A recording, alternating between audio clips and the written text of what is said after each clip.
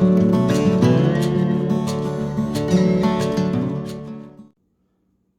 everyone, we're fixing to make some biscuits and chocolate gravy on our wood cook stove. I done a little maintenance on it this morning. I basically just wiped it off and I put a little bit of lard on it. Lard is high temperature and it seems to season this top pretty good. That's what I've been using on it.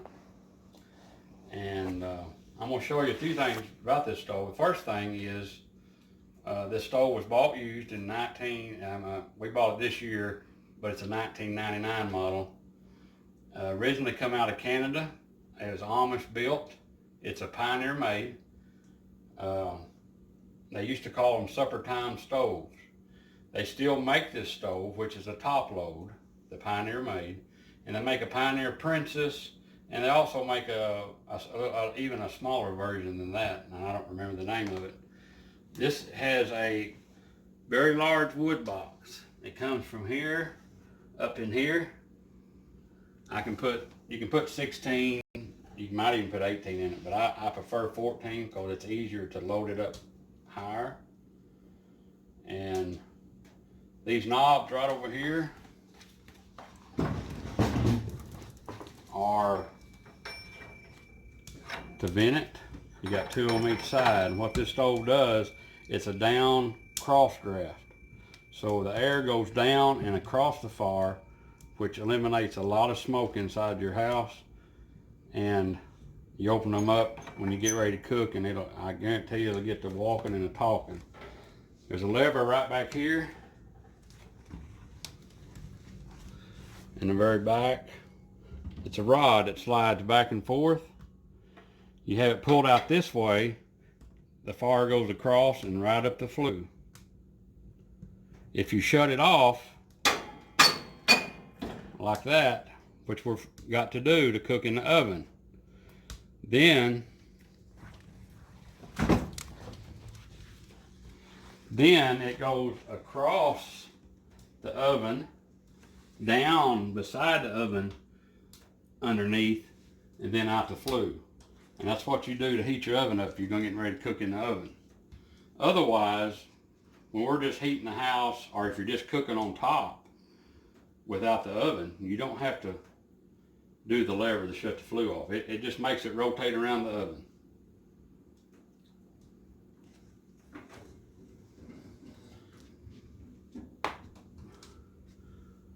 This stove was in very good shape. We bought it at a very reasonable price. They weigh about 600 pounds. The Pioneer Princess that they make has a front load door here. It has a door that you can open up and put wood in it if you wanted to do it that way. I really like the top load. I think it's just less messier and less seals and things to keep up with.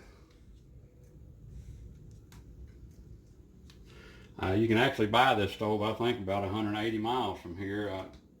I haven't final checked into it, but that's where this stove come from, and I looked it up on the internet, and I believe they're still there. I haven't called them, but they're advertising. And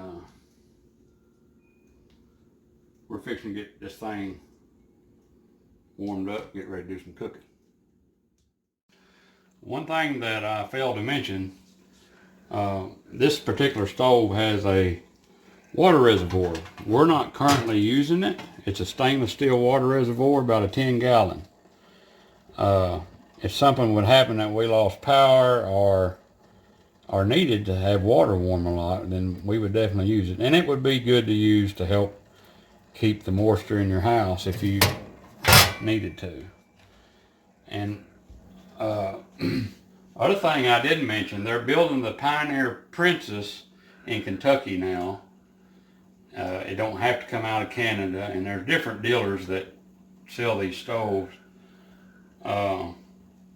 They're a family from the original Amish out of Canada that have come, and they're in Kentucky, and they build the Pioneer Princess. And I'm not for sure about this stove. I think it still comes out of Canada, but there's dealers across the country that have them. And this particular stove has a warmer, a closed-in warmer. They make them with just an open shelf. They make them like this, and they've got different design on the newer model stoves now. Miss Laura and I, we're talking about taking this off because she kind of likes the open shelf. We're talking about taking this off maybe. And I'm going to show you right quick. We got the fire going. It didn't take but about 10 minutes to reach 300 degrees. Right now she's probably just under 350. The regular temperature probe that's in the door says it's closer to 400. And I want to show you, once you get a fire going, how much smoke there's not. You just let it get a little bit of air for a few seconds. And you don't have to worry about your house getting smoked up. It cross draws, and once your flue's warmed up, now you just throw wood in there on top of some coals and take that lid off. Of course it's going to smoke. But once it gets going, it ain't going to.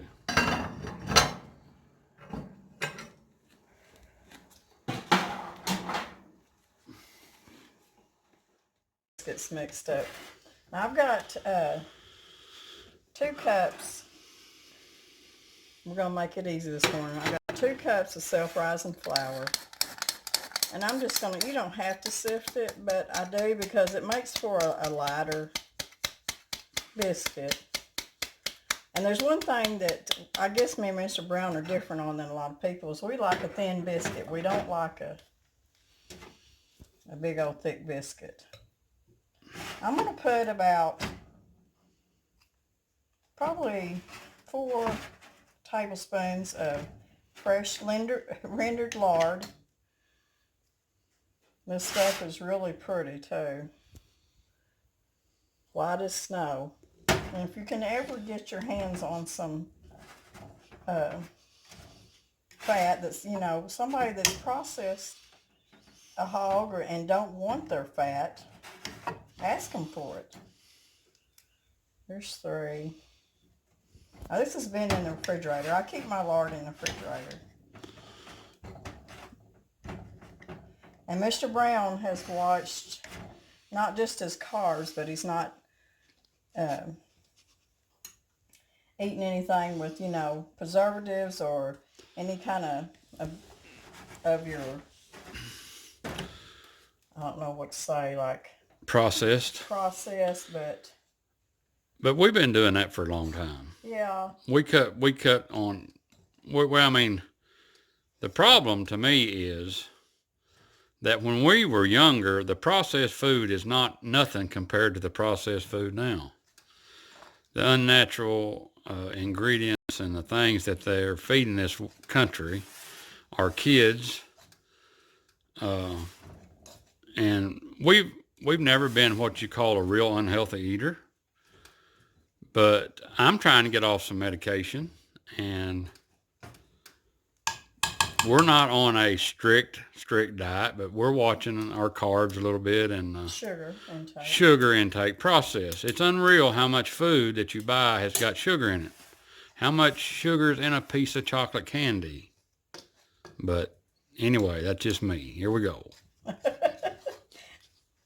Well, it's even like, because it's so hard because we go to work every day. We have to eat breakfast and lunch where we work. Yeah, I've been fixing my breakfast at work. And Mr. Brown has a bus shop that has a bus lounge in it, and it has a sink and a refrigerator and stove in it. So,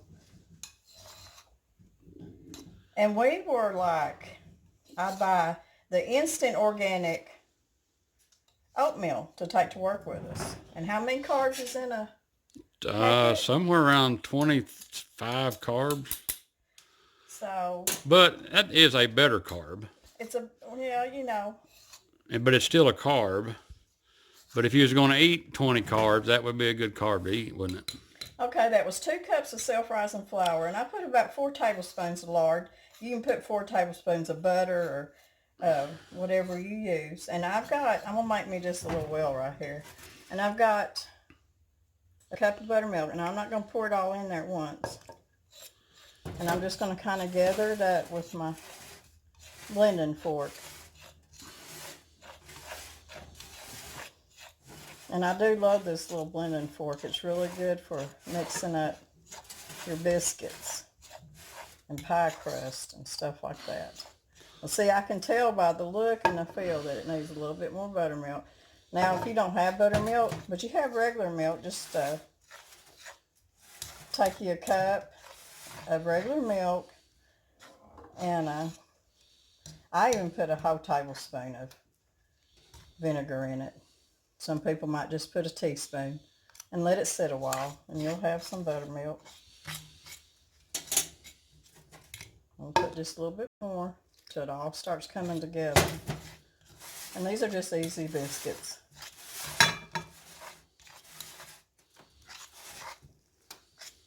Well, see, I can tell by the feel that I've got plenty of liquid in there, so I didn't have to use the whole cup. That's why I never pour my whole cup of wet ingredients in anything, because you never know from day to day how much it's going to take.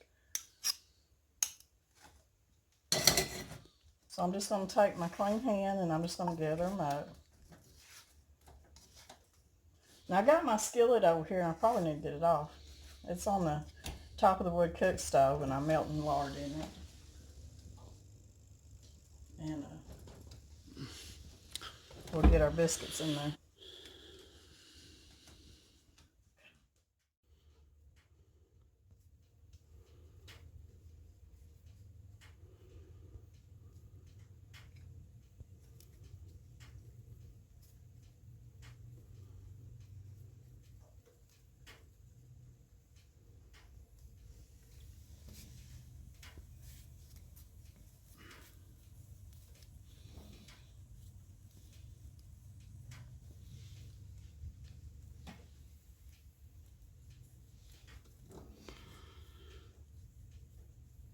You're a biscuit painter from way back, ain't you? That's how you did all them rolls in the lunchroom, wasn't it? Pinched them off like that. I like these. This is very simple biscuits, but one of my favorite. There's so many different ways you can make them, but I'm kind of old-fashioned simple, and that's the way I like them.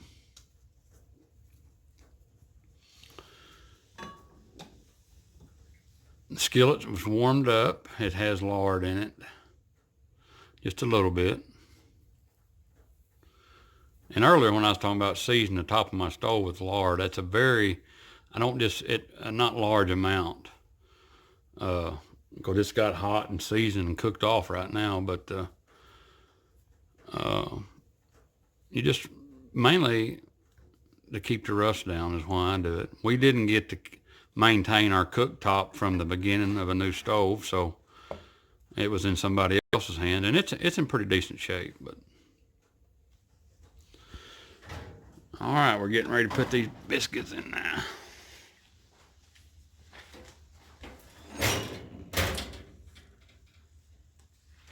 Okay, this oven's saying 400 on The outside, it's around 400, I'm sure. The outside, the regular oven thermometer saying 400. Now, if you put them over here to the left side, it's hotter on this left side because it's right up against the firebox. So what I'm going to do is just kind of put them over here because I don't want them to burn. And we'll check them now. I'm telling you, you got to keep an eye on them because they cook quick in a wood cook stove. So we'll check them in just a couple minutes.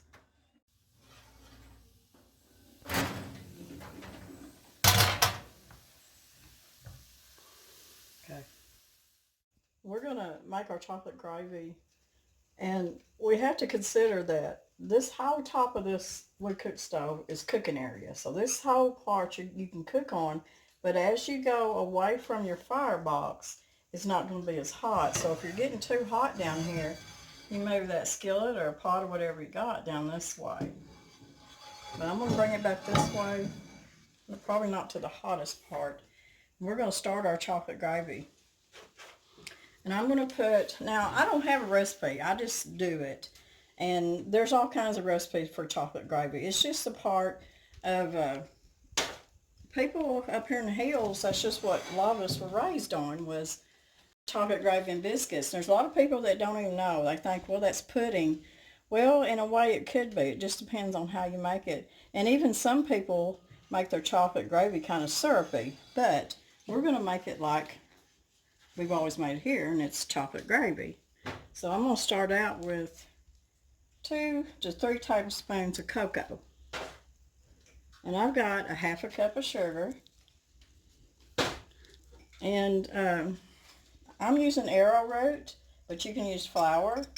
And I've got about 5 tablespoons of arrowroot or flour or cornstarch, whatever you got. And I've got a pinch of salt. And we're going to go ahead and put our milk in here. And you see it just kind of makes a paste. Now I did put just about a tablespoon of butter down there in the skillet. Let it melt.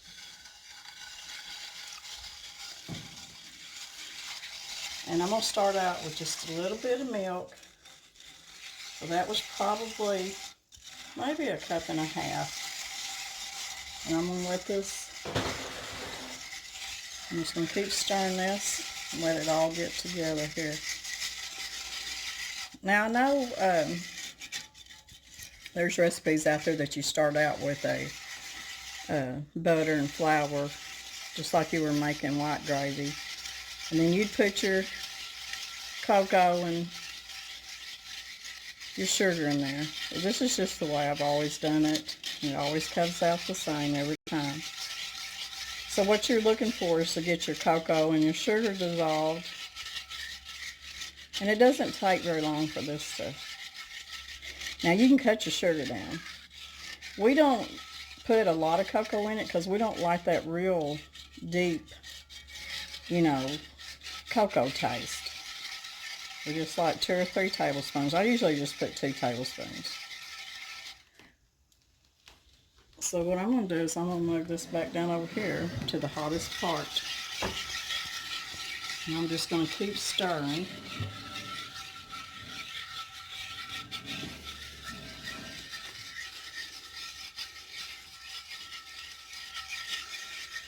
And you can feel it when it starts thickening up.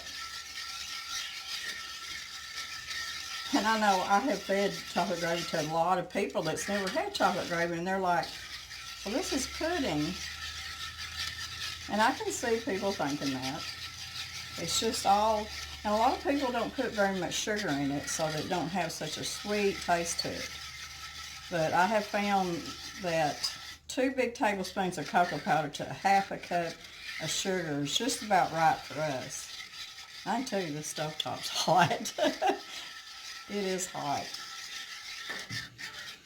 It's not hard cooking on a wood cook stove.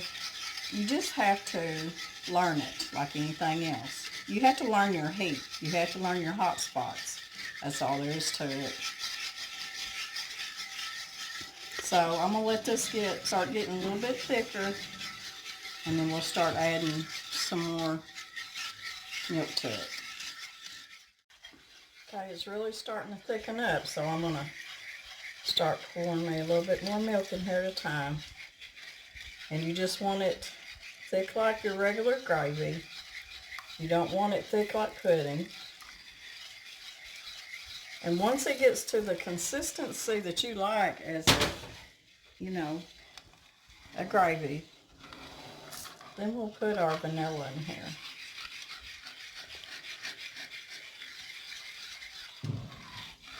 Now I moved over here because to get it off such high heat. And I'm just going to keep stirring it. I can tell you one thing, it's smelling good. You've been dreaming about this all week, ain't you? Yeah, I have. I was raised on this stuff. I mean, from the time before I could walk, I think I was getting fed chocolate gravy. I know. I hear you was. I never had chocolate gravy till I moved up here to the hills when I was, 13 when I finally moved up here, and it was your mama is where I ate it the first time. I don't remember my grandma making chocolate gravy. We always had white gravy for everything, but You see it's thickening up really good, so I don't want it to get real thick like pudding. I want the consistency of a gravy. And I'm going to put me just a little bit of vanilla in it, because vanilla makes everything better, but it's good in your chocolate gravy. That may have been more than a teaspoon, but you know how I am. And then we're going to put a tablespoon of butter. And we're just going to let that melt in here in this gravy. Did you see it's pretty? It's thick enough. That's how we like it. We don't like it real thick. Yeah, get a little thicker after you take it off the heat. Oh, yeah. Just like regular gravy. So you sure don't want to get it thick before you take it off the heat. Real thick. Good thing to have when you've got a wood cook stove is some kind of trivet to keep your pan up off the heat. So it just kind of keeps it from, just keep cooking and cooking, but we'll keep it warm.